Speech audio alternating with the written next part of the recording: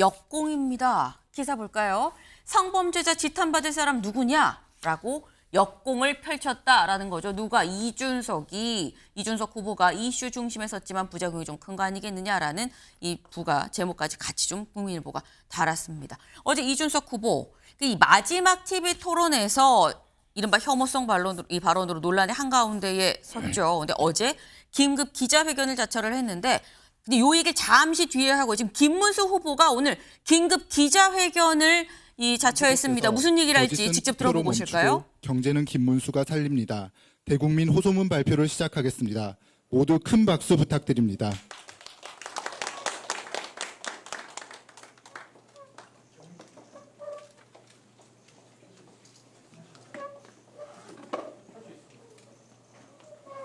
경제를 살리기 위해서 이재명을 막아야 합니다.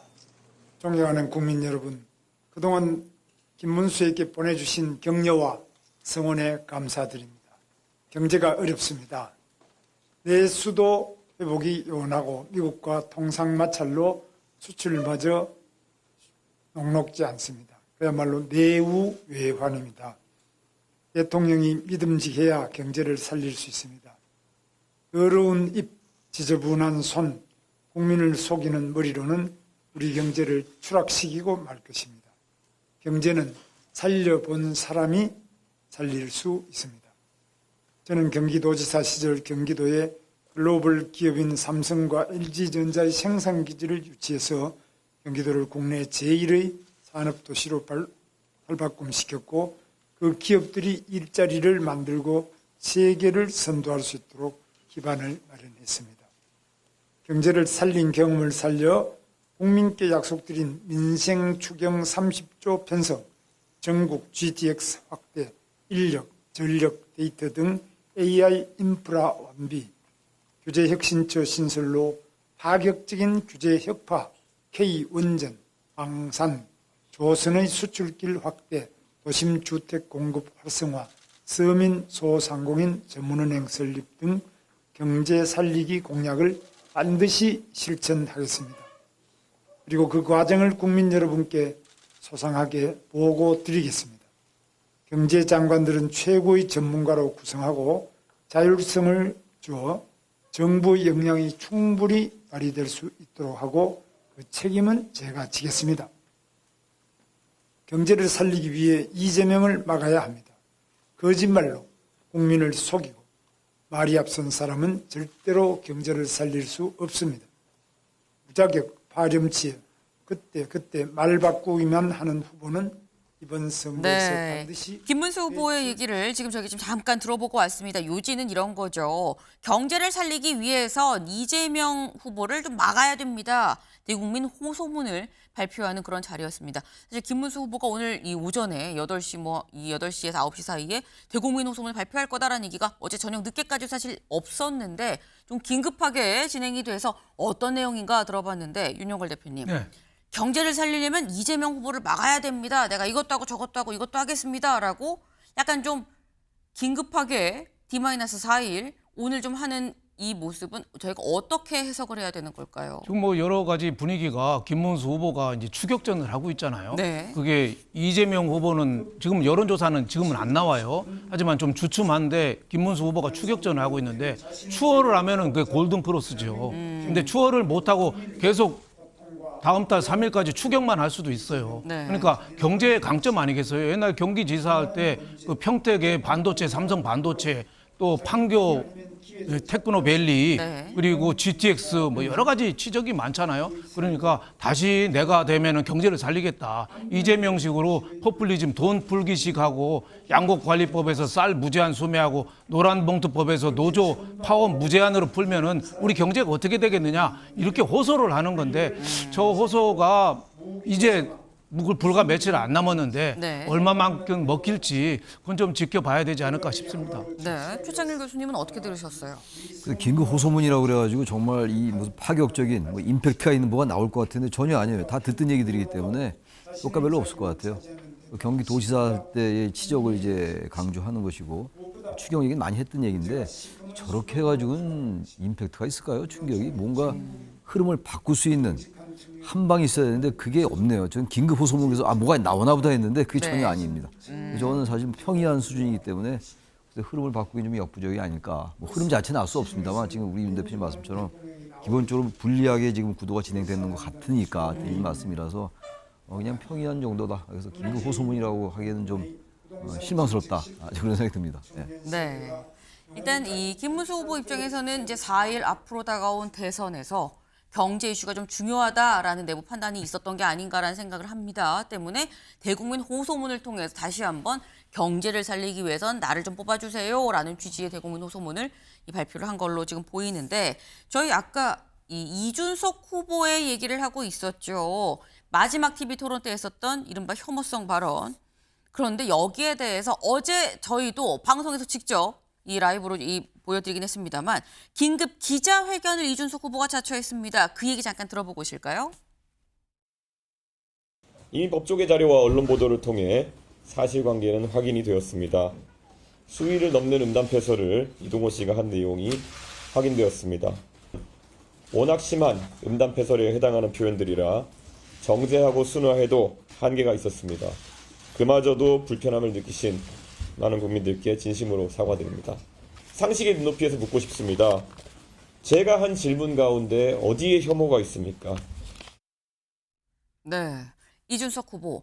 내가 한 발언에 대해서 불쾌감을 느꼈다면 죄송하다. 하지만 내가 한 얘기에 어디에 혐오가 있었습니까? 라고 지금 얘기를 했습니다. 지금 얘기는 윤영걸 대표님. 네.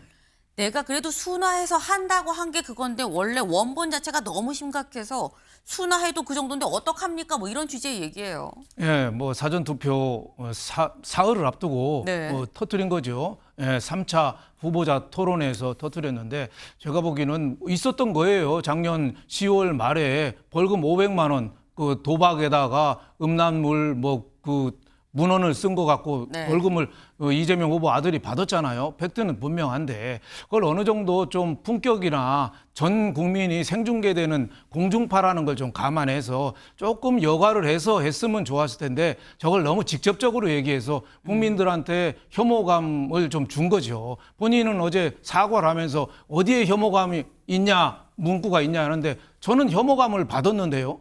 그러니까 누가 봐도 좀 지나쳤죠. 그래서 어제 이준석 후보의 사과는 남 탓 사과죠. 워낙 저질 발언이라 아무리 순화해도 한계가 있었다. 그래서 순화한 건데 그 정도라고 했는데 제가 보기에는 그 좀 몇 가지 단어 같은 거는 너무 좀 자극적인 거 아닌가 뭐 이런 생각이 들어요. 그래서 어제 사과문도 보니까 남 탓 사과에다가 또 하나는 닭공이죠. 닭공. 이왕 이렇게 된 거 선거도 며칠 안 남았는데 네. 탁치고 공격 계속 이대로 나간다. 뭐 이런 소신을 피력한 거로 보입니다. 네.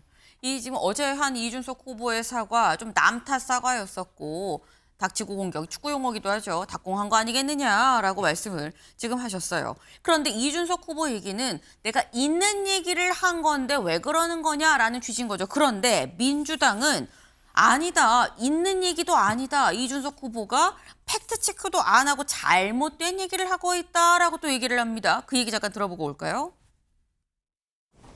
방송 때 했던 그 발언은 이준석 후보의 제가 보기에는 창작물로 보입니다. 명백하게 본인의 창작물이거나 아니면 어떤 커뮤니티에서 떠돌아다니던 그런 얘기들입니다. 생방송 토론 과정 속에 보여줬던 이준석 후보의 그 말도 안 되는 그 발언은 그 자체로 매우 심각한 겁니다. 해당 표현은 제가 창작한 것이 아니라 이재명 후보의 장남 이동호 씨가 인터넷 커뮤니티에 직접 올린 글의 순화된 버전이었습니다. 대상을 지칭하는 것을 보면은 남성을 상징할 수도 있는 용어와 여성을 상징할 수도 있는 용어의 결합으로 이루어져 있습니다. 그렇기 때문에 제가 물어볼 때는 그 중에 그냥 하나를 골라서 그냥 가정적인 상황으로 제가 기준을 물어본 것이고요. 저는 그것이 여성에 대한 기준과 남성에 대한 기준이 달라야 될 이유는 전혀 없을 것이다. 네, 지금 민주당에서는 이거는 이준석 후보가 창작을 했다라고 얘기를 하고 이준석 후보는 창작이 아니다. 실제 그런 글이 있다. 다만 지칭에 있어서는 이게 뭐 남자냐 여자냐가 민주당이 지적을 할 수는 있지만 그 부분은 되게 모호하게 돼 있어서 내가 그냥 가정에서 얘기를 한 것뿐이지 창작은 아니고 엄연히 실존하는 거다라고 지금 얘기를 하고 있습니다. 이게 지금 최창렬 교수님. 누구 말이 맞냐는 거죠. 근데 지금 이제 이준석 후보가 어제 기자회견은 이 검증 차원이라는 거 아닙니까? 그래서 지금 그 이재명 후보의 아들 그 공소장이라는 걸 저도 보긴 봤어요. 근데 그 공소장을 제가 문서를 본 게 아니고 네. 여기서 봤기 때문에 이게 어디까지가 사실인지 모르겠어요. 저도 확신을 못 하겠는데 그 말하고 분명히 달라요. 여러 가지 여러 가지 진짜 그 적절치 못한 얘기가 많이 있더라고요. 근데 그거 말고 이 후보가 지금 27일 날 했던 이 얘기는 그거에 관련된 얘기에 순화했다는 그 순화의 대상이 있긴 있어요. 근데 그게 이건 전혀 다릅니다. 여기 저도 쓸 수 없어요. 의학 용어가 나오는데 네. 여긴 제가 뭐 전혀 얘기할 수 없는 상황이고. 근데 다 그래요. 이거 제가 볼 때 검증을 꼭 이렇게 해야 되느냐. 그 말이 사실을 하더라도 거기 나와 있는 그 무슨 의학 용어가 있는 그 문장, 네. 그게 뭐 남성과 여성을 상징하는 그런 거다라고 지금 이준석 후보가 얘기하고 있는 거 아니에요? 네. 그게 설령 사실이라 하더라도 그게 문제가 있다라고 얘기하는 거 아닙니까 지금? 왜 대통령 후보의 아들의 검증 차원에서 이걸 내가 얘기한 거다라는 얘기인데 아니, 검증을 꼭 그 단어를 그대로 써야 되나요? 거기 나온 말은 아니란 말이에요. 그건 인정했잖아요. 순화해서 얘기했다. 순화된 용어가 그거란 말이에요 지금. 그러니까 이거예요. 전 이 문제의 본질이 왜 이 정말 발칵 뒤집혔느냐. 그게 방송에서 보통 방송도 아니고 모든 방송도 마찬가지예요. 제가 여기서 그런 말씀 제가 여기서 운전하겠습니까? 바로 쫓겨나갈 것 같은데요. 네. 그런데 그 말이 검증을 위한 걸 하더라도 다르게 표현할 수 있어요. 그 이재명 후보 아들의 그 벌금 작년에 받은 거, 지난해 받은 그것들을 문제를 제기하면서 상당히 정말 적절치 않은 게 있다. 근데 여기에 대해서 어떻게 생각하냐라고 물으면 돼요. 그리고 거기서 만약 이재명 후보가 다른 답변을 회피하면 또 재차 그 왜 답변 안 합니까? 이렇게 가야 되는 게 맞는 것이지. 저렇게 무슨 뭐 얘기를 한다면 그건 당연히 혐오스럽죠. 그러니까 그 자체가 틀렸다는 게 아니라 왜 그런 단어 쓰냐, 혐오스러운 단어 쓰냐예요. 근데 이게 뭡니까? 이준석 후보가 얘기한 게 뭐 이런 거예요. 민주노동당의 기준으로 여쭤보고 싶은 게 있는데 만약에 어떤 사람이 여성에 대해서 얘기할 때 이러이러한 거, 그거 네. 이준석 후보가 얘기한 거예요. 그건 제가 얘기 안 하고 그거를 이런 얘기를 했다면 여성 혐오에 해당합니까? 아닙니까? 이렇게 물어봤어요. 27일 날. 네. 근데 이게 지금 검증을 왜 이렇게 하냐고요. 단어를 그렇게 써서 얘기하니까 저도 깜짝 놀랐거든요. 여성만 혐오 느낀 게 아니라 남성도 혐오를 느낄 수 있어요. 그런 단어에 대해서. 그걸 얘기하는 그게 본질이에요. 왜 그런 단어를 썼느냐의 문제거든.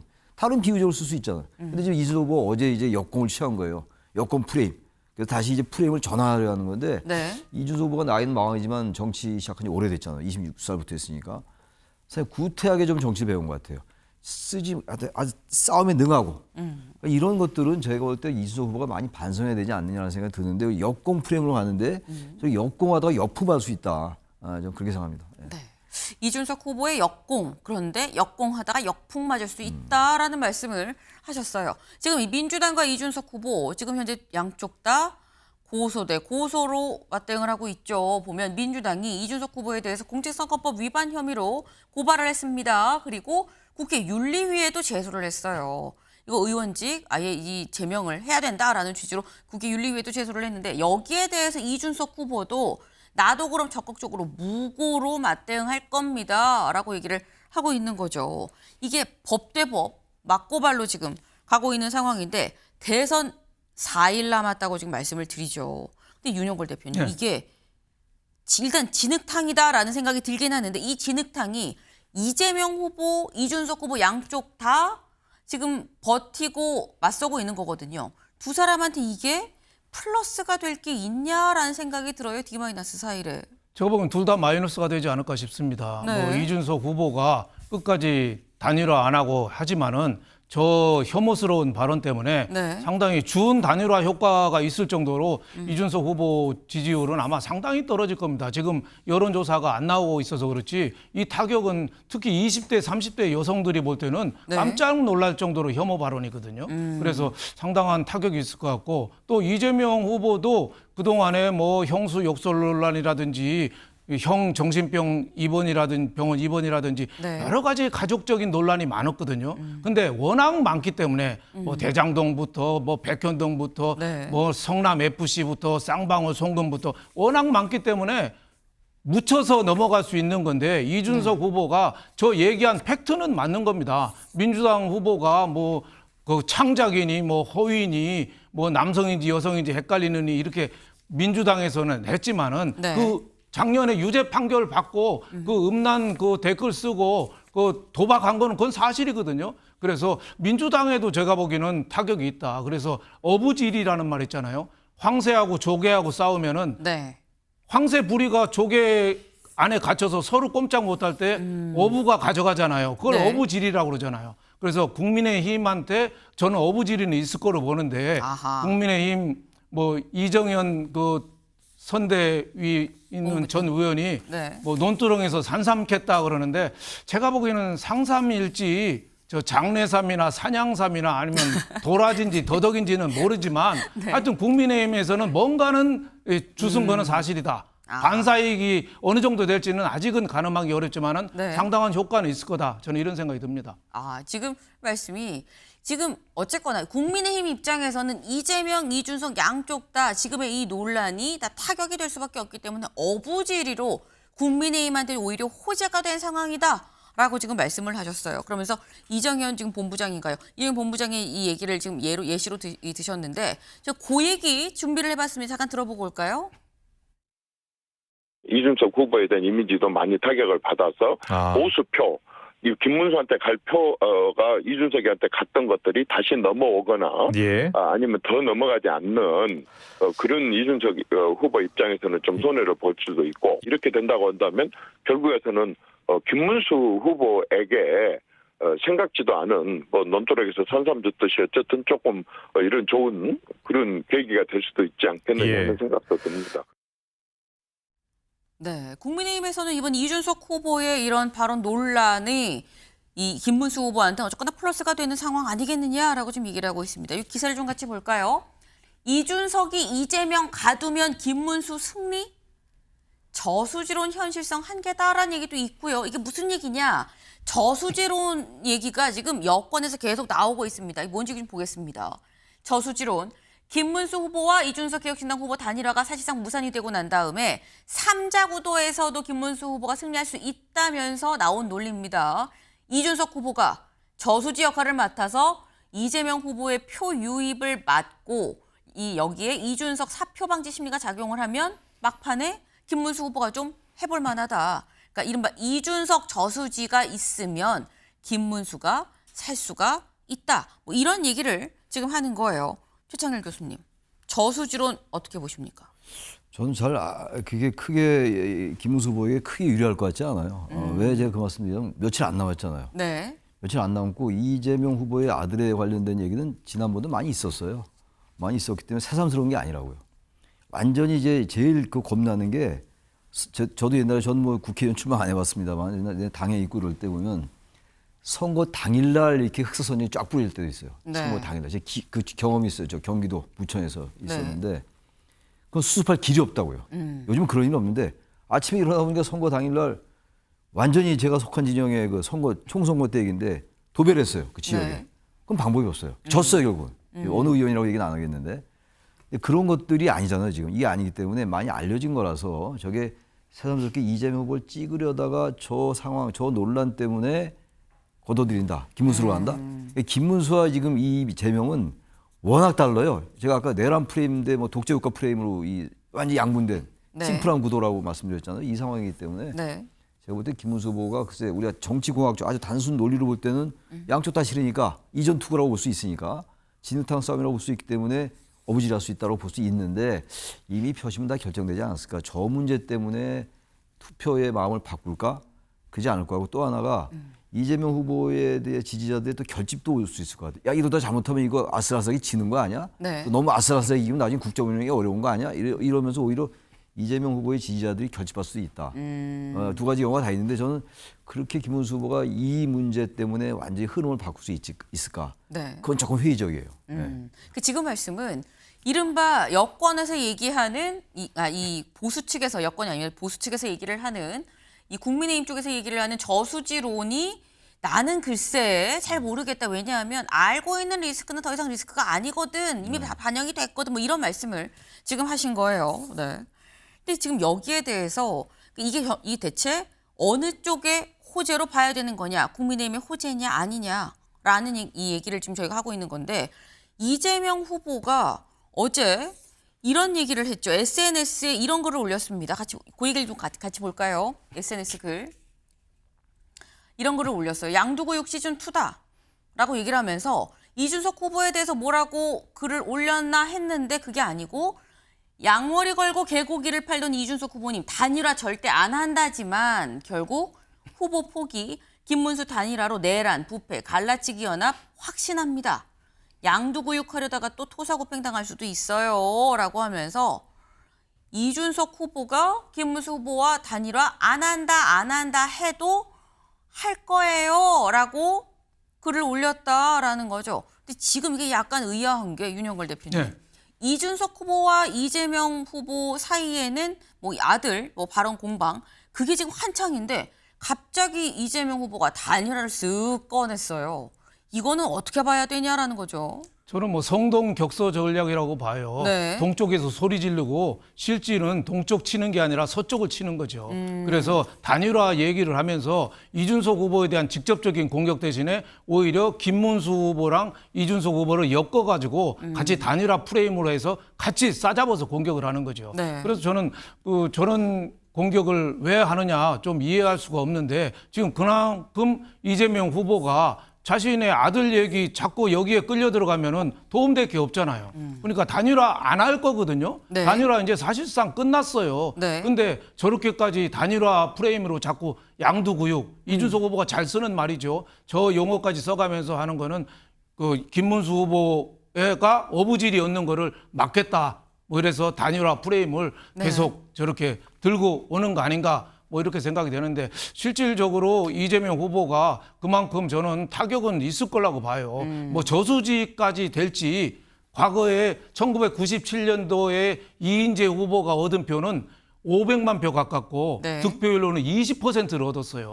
근데 이준석 후보는 지금 10% 내외거든요. 500만 표가 어떻게 보면 택도 없죠. 네. 그 절반도 안 돼요. 저수지가 될지 저수지가 돼서 이재명 후보 지지율을 끌어목고 네. 김문수 후보를 띄워야 되는데 그렇게 하기는 이준석 후보의 파워가 조금 약한 거 아니냐. 그리고 지금 그 혐오 발언 이것 때문에 오히려 더 좀 찌그러지는 입장이기 때문에 네. 제가 보기에는 좀 한계가 있지 않느냐. 상당히 김문수 후보한테 도움은 되지만은 어느 정도 더 뒤집기는 조금 여력은 좀 딸리는 거 아닌가. 좀 이렇게 조심스럽게 내다보고 있습니다. 네. 그러니까 지금 약간 두 분이 공통적으로 저수지론이 글쎄 과연 먹히겠느냐라는 이 다소 좀 회의적인 입장을 지금 나타내셨어요. 그러면서 이재명 후보가 이렇게 글을 올린 거는 결국 성동격서 아니겠느냐. 이거 말고 이거 보세요라고 얘기하는 취지의 시선을 좀 돌리기 위한 거 아니냐라는 건데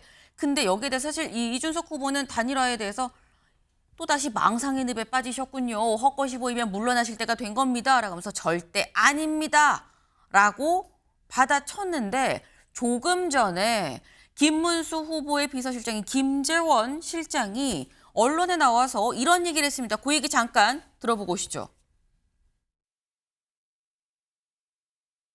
어제는 또 김성범 의원을 통해서 토론을 하자라는 제의가 오기도 했었습니다. 저녁 9시에 이준석 후보의 의원회관 그 사무실에서 만나자는 또 연락을 받고 준비를 하고 있던 중에 막판에 뭐 장소를 변경하던 메시지가 전달되었고 또 조금 있으니까 회동을 취소하겠다는 통보를 받기도 했었습니다. 결국 만남은 이루어지지 못했고 이것이 이준석 후보 측의 여러 가지 변화하는 생각의 흐름의 과정이 아니었나 생각을 하고 있습니다. 단일화는 사실상 어려워졌다라고 판단은 하고 있습니다.